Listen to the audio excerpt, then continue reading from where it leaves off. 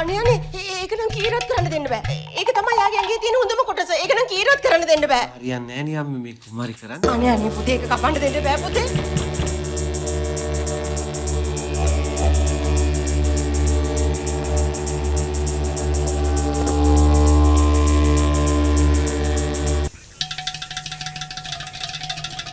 මල්ලි පොඩ එන්නකෝ. එන්නකෝ මේ මොනාර කරගෙන එන්නකෝ.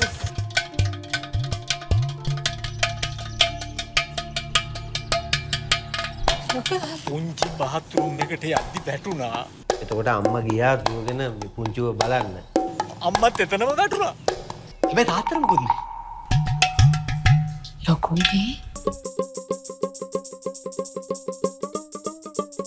තීය ගියා සුපිරි පෙට්ටියක් ගන්න ඕනේ තාත්තා. මිලියන 5ක්. යකෝ අම්මගේ පෙට්ටියක් යකෝ මේක. අම්මා ඉන්නවා මේ. තාත්තා මැරිලා තියෙන්නේ. කොහොමද උනේ පුතා කවදද උනේ තාත්තට ඇක්ක. ඔයා කොහොමද කියන්නේ ඒක තාත්තගේ අන්ති කැමැත්ත තිබ්බා කියලා? මොකද කරන්න හදන්නේ? බ්ලැක්මේල් කරන්න හදන්නේ? අර කමලා අර ගෑණි ගැන මොන හරි දන්නවා. පොඩ ගිල බලන්න. මොකද කරන්න කියලා ඔගේ?